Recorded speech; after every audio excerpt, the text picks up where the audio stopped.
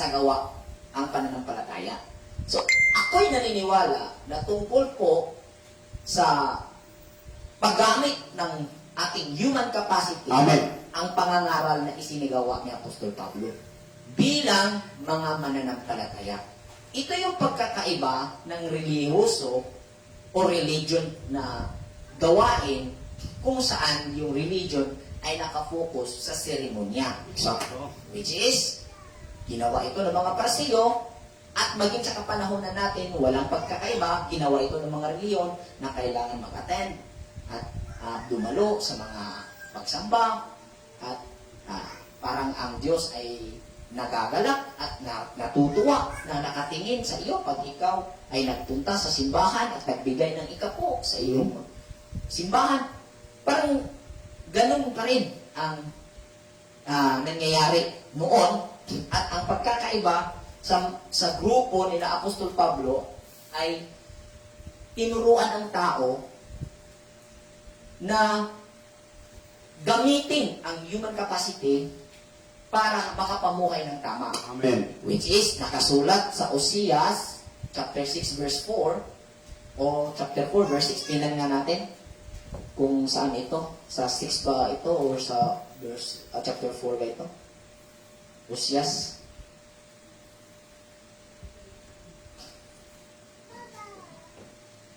Chapter 6. Chapter 6, no? Verse 4.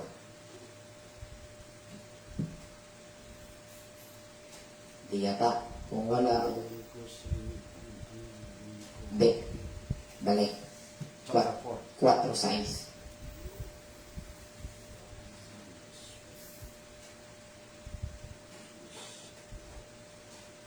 Ayun. Naputol ang aking bayan dahil sa kamangmangan. Kamangmangan.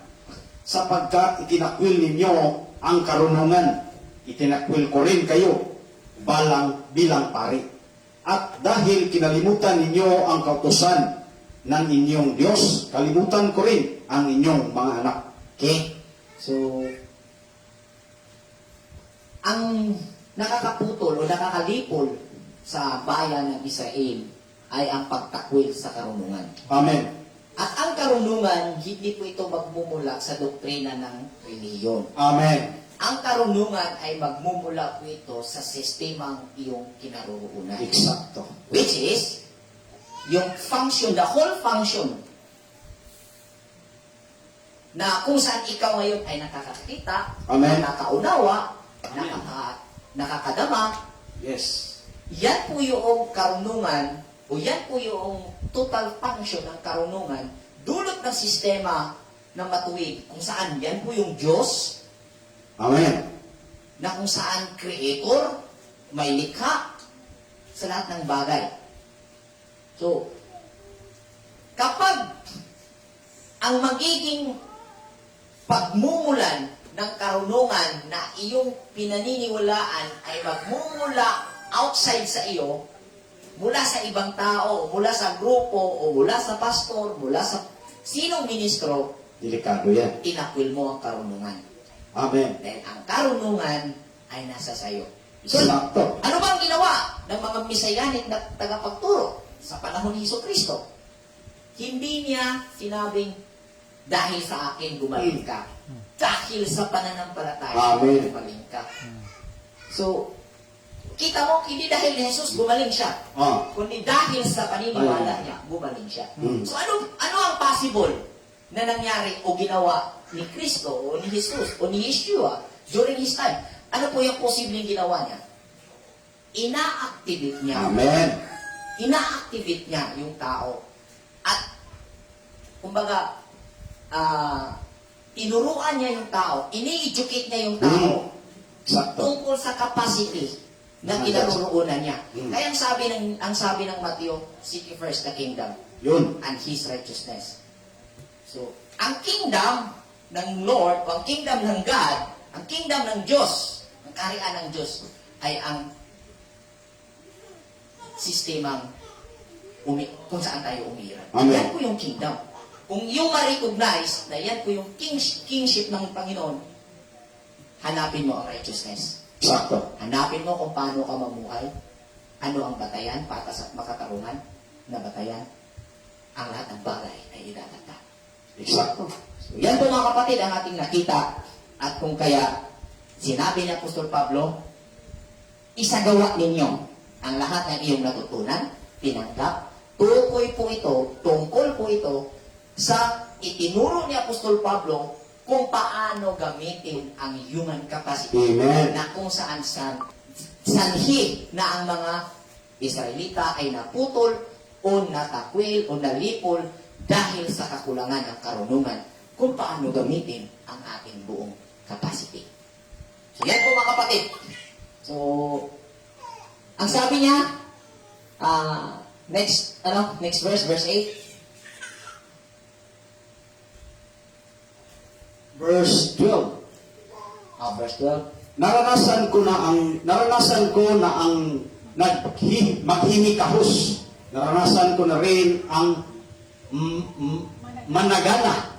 Natutunan ko na ang sikreto kung paano masiyahan sa anumang kalagayan sa buhay. Ang mabusog o ang magutom, ang managana o ang maghihirap. Ang lahat ng ito ay nagagawa ko dahil sa lakas ng loob sa akin ni Kristo. Gayunman, ikinagagalak ko ang ginawa ninyong pagtulong sa akin, mga paghihirap. Alam naman ninyo na mga taga-Pilipos na kayo'y lamang ang iglesyang nakahati ko sa hirap at ginhawa nang umalis ako sa Macedonia noong ako'y nagsisimula pa lamang sa pangangaral ng magandang balita. Noong ako'y nasa Thessalonica na, ilang ulit ding pinadalhan ninyo ako ng tulong. Hindi sa hangad kong laging tumanggap ng mga kaloob, kundi ang nais ko ay makatanggap kayo ng masaganang gantimpala. Okay, so sa verse 12, sinabi yan, naranasan ko na ang makikahos, naranasan ko na rin ang managana. So, nasulayan na ni Apostol Pablo Baderens nga abundant. Yes. Nasulayan din niya, naranasan din niya, na yung Hikahos. pagkikahos, natutali wala. Wala. Pero Yeah. parang, kung hindi mo, kung sa istorya pa, isang kahit, isang tuka. Yun. Kumbaga, muntik-muntik ka na, Wala makain. na walang makain, pero meron naman. So, hindi talaga, kasi ang sabi naman King David, never pa daw niyang nakita sa buong buhay niya na ang isang taong matuwid ay nagutom. Amen. So, ang labanan po dyan is, tulad na sinabi niya, sa nakaraang verse, dun sa verse 11 na, maging laman ang iyong isipan ang yung karapat-dapat, yung kaaya-aya, at basta yung mga magaganda ang maging laman ng isipan. So, ang sabi niya dyan, natutunan na niya yung sikreto. Balik mo sa 12. Yan. Natutuhan ko na ang sikreto kung paano masiyahan sa anumang kalagayan sa buhay. So, dito tayo mag-focus kasi ito yung sikreto na natutunan niya yung pamamaraan. Kasi sa origin version, wala naman ako nakita.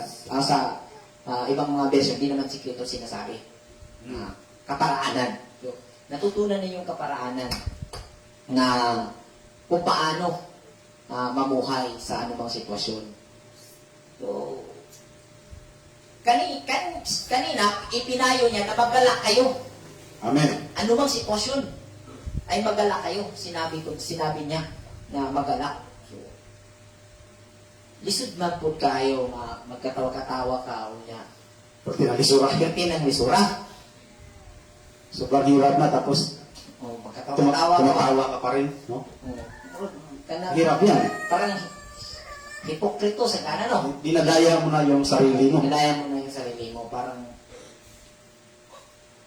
mahirap talaga yung isagawa, yung sabing magalak ka na andun ka sa gitna ng paghihirap. Sa aking nakita, pinaka-example ko nito ay si Jose, the dreamer, Joseph the dreamer. kung ating mapapansin, gumawa siya ng mabuti, naging sanhi nang siya'y kamumuhian ng kanyang mga kapatid. Mm. Inihulog siya sa balon at napagdesisyonan na ibinta Mm. bilang alipin sa Ehipto. Pagdating sa Ehipto, nagiging ando pa rin siya, nanatili pa rin siyang matuwid na tao, Sakto. at naging katiwala siya ni Potiphar. Nagustuhan sa asawa ni Potiphar, gusto makipagsiping sa asawa ni Potiphar, ayaw niya. Mm. Gumawa siya ng mabuti at naging sanhi na siya ay nabilanggo. Yun. Nung nabilanggo siya, kung ating titingnan yung determination dito ni Jose, kung sa atin mangyayari ang ganitong kaganapan, halos di mo na matagalan ang ganitong sitwasyon, Brother Renz, kasi ito pangarap mo. Siyempre, nakita na ni Jose yung paraisong panaginip niya, yung nakikita niya tuwing bata siya, na siya magiging pinuno Mm.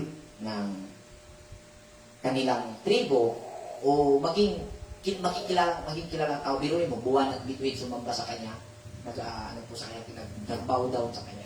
So, mahirap mangyari yung ganong pangarap na sa sitwasyon niya siya ay nasa bilangguan na. So, ang nakita natin, nagkatotoo nga dahil ang makapangyarihang iluhin ay nagsasagawa sa ating pangarap kung saan siya yung nagpapakita nito sa atin, sa ating kabataan. Nung bata ka pa, may marami kang makikita magagandang sitwasyon na mangyayari sa iyo sa paglaki mo o sa pagtanda mo. So, yun yung nakita ni Jose. At hindi natin trabaho na gawin yun. Mm. Na maging mangyari ang nakita mong magandang sitwasyon na ipinakita sa iyo ng kabataan mo. Hindi mo trabaho ang gawin yun. Dahil hindi ikaw o hindi ang tao ang magawa. Kundi siya. Ang gawin ng tao, sumakay sa pamamaraan at magiging makatarungan ang kanyang respond doon sa mga madadaanang sitwasyon tungo sa magandang pangyayari na naipakita. Una na naipakita nung bata ka pa. Mm. So, ang nangyari, ginawa ni Jose, patuloy na siyang panik sa kabutihan, Brother Renz, at nagkatotoo na siya ay nagiging gobernador. Sakto. So, ang aral is, paano niya natagalan? Paano niya natiisan? Mm. Paano niya nagawang Manatili. magiging tawag nun sa maging consistent, magpatuloy sa paggawa ng mabuti, Mm. kung saan nagkalitsi-litsi ng kinabuhi. Yung iba noon, kapatid, pagka ganitong